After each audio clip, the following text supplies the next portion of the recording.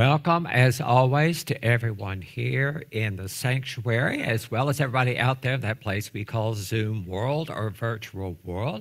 I want to take a moment this morning to welcome back Don Necco and the pop-up choir. It's been a while. Your summer vacation is over, officially. We're glad to have you back. Thank you. Okay, I'm going to go ahead and get started today. Now, given the progress with this talk series so far, with the Yamas, Niyamas, and the commandments, I'm pretty sure some of you are thinking, well now, just when is this going to end? Is it going to be Halloween, Thanksgiving, or maybe Christmas? And if you're thinking that, please know that I do understand. I get it, because after the first talk, I had a plan how much I was going to cover each week. And after the first week, I went back and reread the book and said, oh, this is going to take a little longer than I thought. So I began to wonder how long this is going to take. But at the same time, and given a lot of the stuff that's going on in the world around us today, you know, like I said last week, the wisdom of my Mama Carrie, some people out there acting like they ain't got no mamas. I sincerely believe it's important for us to get a handle on these ethical guidelines. That is, while we cannot control everyone and everything around us, nor should we, because that is a form of violence, while we cannot do that, we can control our responses to those people and to those events. And these practices I've been talking about can give us the tools to do just that. So what all that means is that this is going to take a little time, and this talk series is probably going to go into a couple of Sundays in August. So not Halloween, not even Labor Day, just a couple of Sundays in August. And don't worry, you're going to get a break, because Reverend Jesse James is going to be here August the 4th, so you'll get a little bit of a break then. And I'm doing that because I want to do the best job possible of sharing this information with you. I don't want to rush through it. And please remember what I've said, that these are practices. And of course, what that means is they are not a one and done thing. We continue to practice. So when I'm sharing this information, if it gets a little heavy sometimes, I want you to know I'm not sharing this to beat anybody up, because, you know, we don't do guilt here, right? We don't do guilt. But I'm sharing the information with you to consider. Think about it, consider practicing it, then do what you will with it. We good? All right. So far in our series, we have discussed two of the Yamas. Those are the ethical guidelines. They are called nonviolence and truthfulness, or ahimsa and satya, as well as their corresponding commandments from the Bible. Thou shalt not kill, and thou shalt not bear false witness against thy neighbor. Next up, non-stealing. Non-stealing, or asteya. Who knows the corresponding commandment from the Bible? Louder? There you go, exactly. Thank you, Patricia. Thou and Cindy. Thou shalt not steal. Sounds easy enough, right? Keep your hands off other people's stuff. Makes sense. But there's so much more to this practice than meets the eye. And y'all knew that was coming, right? Asteya, non-stealing, calls us to live with integrity and reciprocity. Yet sometimes that's a little easier said than done. Because remember, everything starts in here. Everything begins within. So if we aren't in a good space internally, in our hearts and in our souls, if we're not in a good space, if we're in a consciousness of fear and scarcity and lack, It leads to dissatisfaction with ourselves. And when that happens, we can start looking outside of ourselves for satisfaction. I need something out here. I need what they have or what they've got. And it can lead us to take what doesn't belong to us.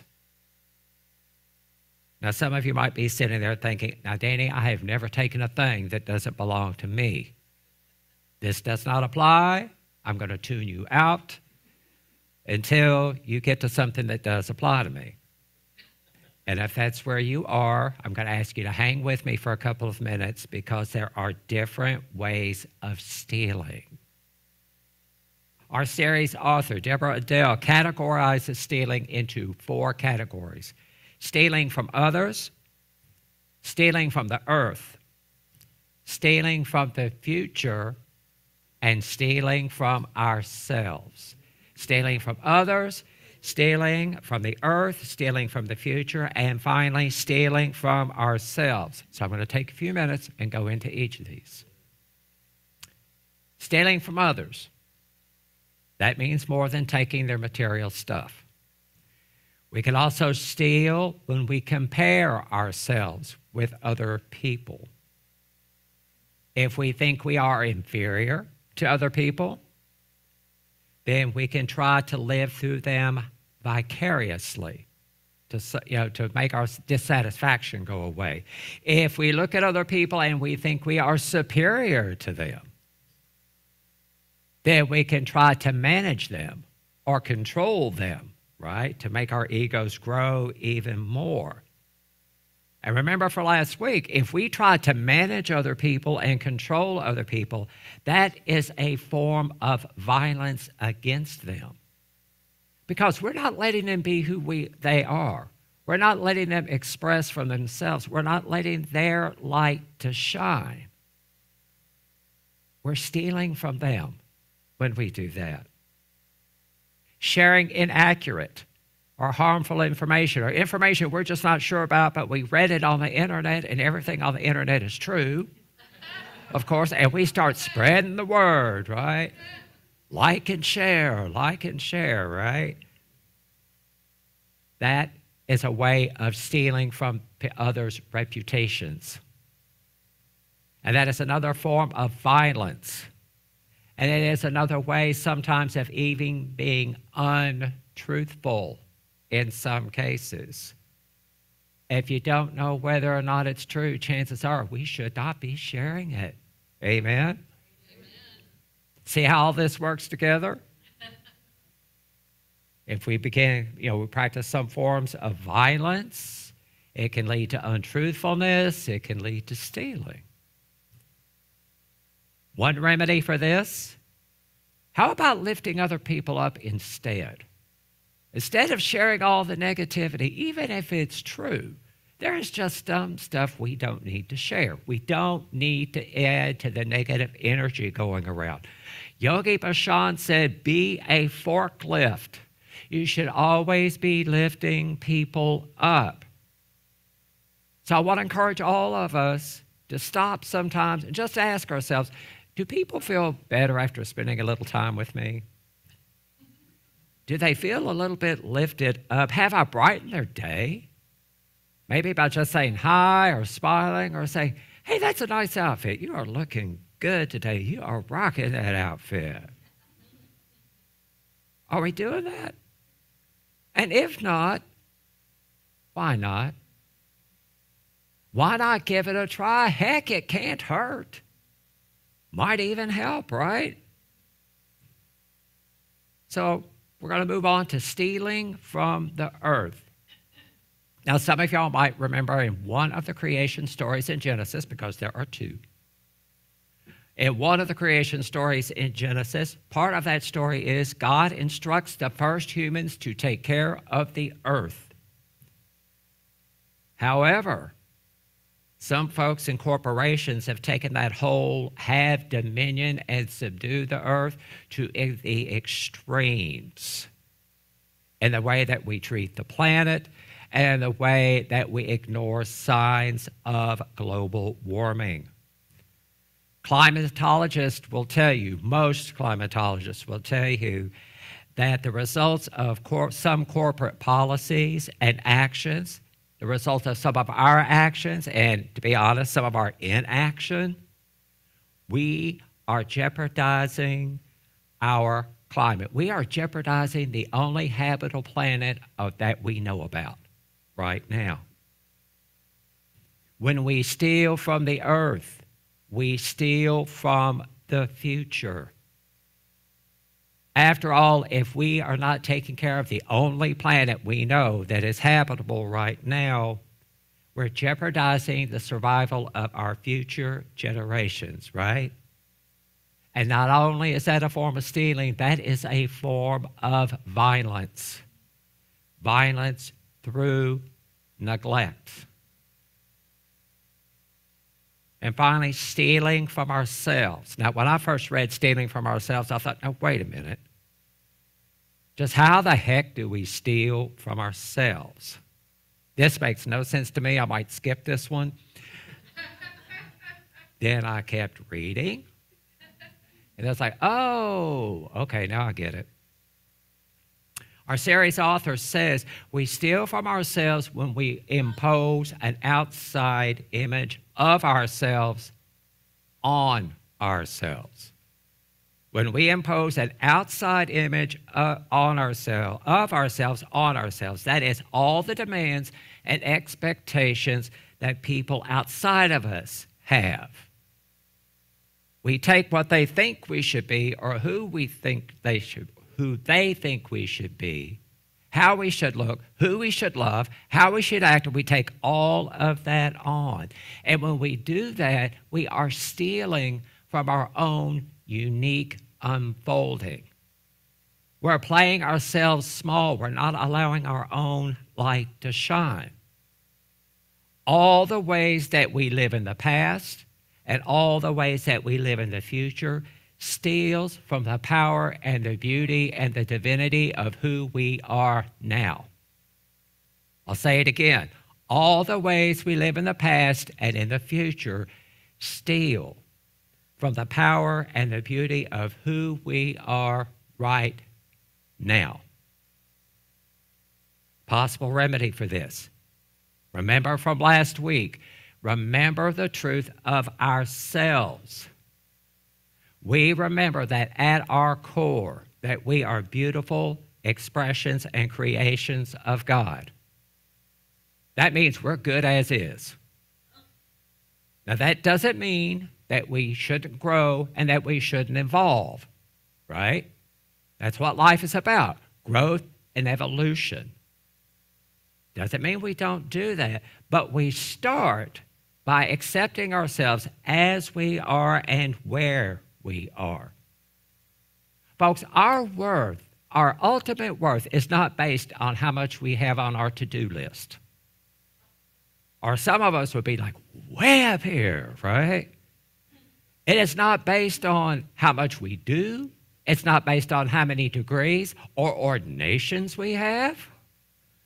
It is not based on how much money we have, how much power and influence we have. None of that. We are worthy as we are. We are good as is, even as we continue to be works in progress. I want to make that clear.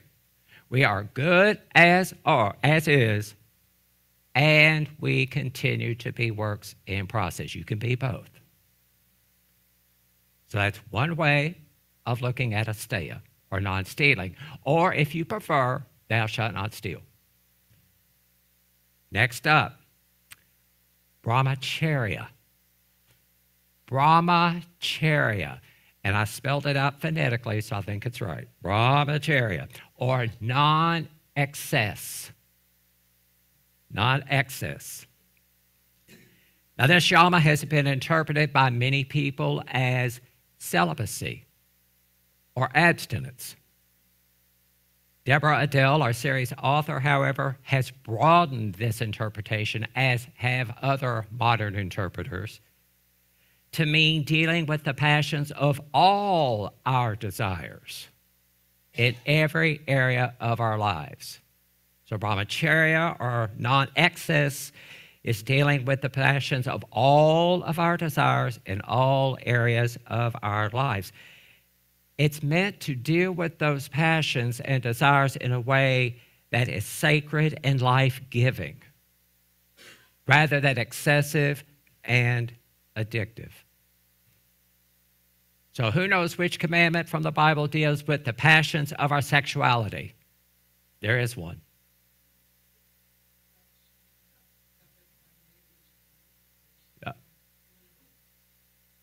There you go. Lavon, did you say that?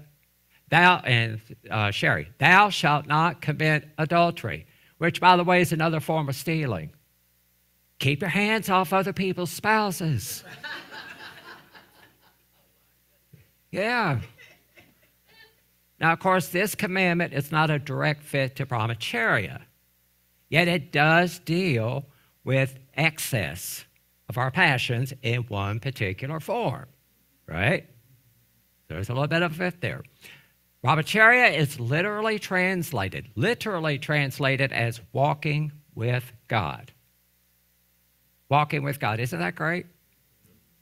So when we fall into excess or addictive behaviors in any area of our life, chances are we have forgotten about the sacredness of life. And I think if we were honest with ourselves, we would admit that all of us tend to overdo it sometimes. We tend to do some stuff to excess, right? For some folks, it's food. For some folks, it could be alcohol or other drugs. For other folks, it could be work. For some folks, it's play. Some people overdo accumulating possessions or money. For some people, they do the mix and match. They do a little bit of all of it, right? Here's one. Sometimes we overdo it spiritually, too. There's a phrase for that. My Mama Polly, my paternal grandmother, had the wisdom for this one. She said, you know, Danny, some people are just too heavenly minded to be of any earthly good. Somebody, you've heard that, haven't you? Some people are too heavenly minded to be of any earthly good. Yeah. And please don't, and I don't want you to get me wrong here. Meditation, prayer, study, gathering together in community, journaling, all of that is good. Those are great practices. And, you know, I highly recommend any or all of them. They're necessary. And it's also important to remember that the time always comes to get off the meditation cushion, close the book, put down the journal, and put what we have learned to use. Unity's fifth principle. Again, it's not enough to know this stuff. It's not enough to practice this stuff. We got to do this stuff. That is, we meditate, we educate, we participate. Repeat after me. Educate. Educate. Now, y'all know the rule, loud and proud. Try it again. Educate. Educate. Meditate. Meditate. Participate. Participate. All right, great. If you weren't awake before, you are now. Now, to be clear, and as I've said before, there's nothing wrong with having stuff. And there's nothing wrong with having money. There's nothing wrong with having nice things. There's nothing wrong with enjoying life. That's not what I'm saying. That's not what this Yama is about. In fact, I believe at least part of the reason we're on this planet is to enjoy life and to enjoy the planet. At the same time, it's also important for us to know when enough is enough. We have to know when to say when. Deborah Adele challenges us to remember, and this is important, and it's challenging, we own nothing. We own nothing. I don't care how much stuff you have. I don't care how much stuff I have. We have a beautiful building, chairs and property. We own none of it. We don't even own our own bodies, our own minds. Why? Because nothing is permanent. Impermanence. All of these things, everything that's here, everything that you have, your bank account, your car, whatever it is you have, our bodies, our minds, our spirits are all precious things which are on loan to us. And in keeping with the Bible's teachings in Genesis, we are called to take care of it. All of it. One possible way to address this challenge of excess: gratitude. Practice gratitude. Brahmacharya is an invitation to walk with God. And when we stop for a minute and pay attention and we remember that invitation and accept it, we soon learn that excess in any area of our life isn't necessary. It isn't necessary to hoard things because there really is enough. Brahmacharya reminds us of the beauty of life and its simplest pleasures. When we practice brahmacharya, we are less prone to stealing from others, whatever form that takes. When we practice brahmacharya, we are less likely to steal from the future, the earth, and ourselves. When we are less encumbered with practicing excess, whatever form that may be for each of us, we are free. We are free to live from the truth of ourselves as fully human and fully divine.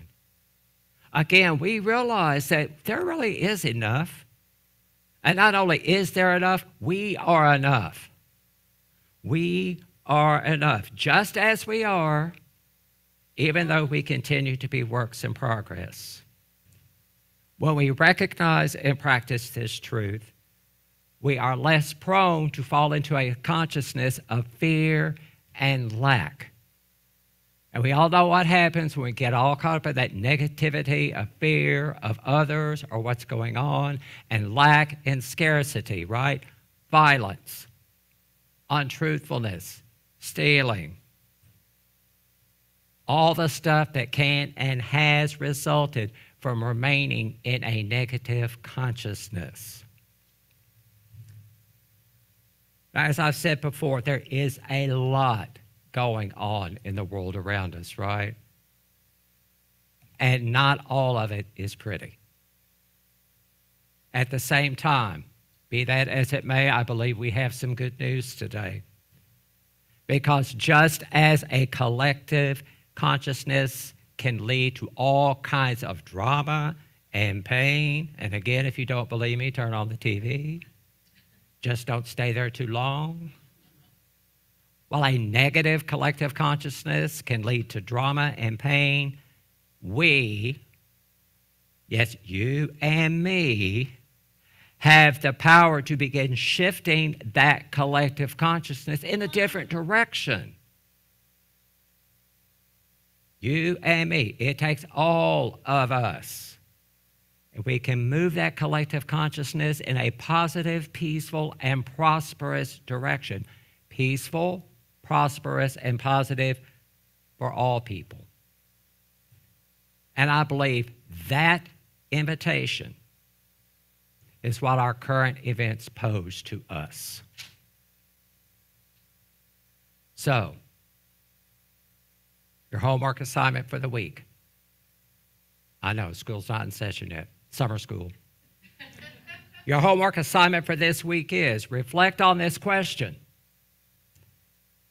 Will we accept that invitation?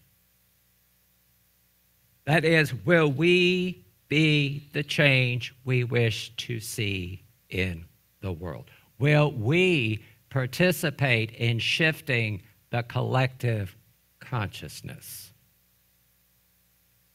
Get it? Got it? Good. Something I learned from Unity while I was there a few weeks ago, new way of closing out. It is so. And so it is.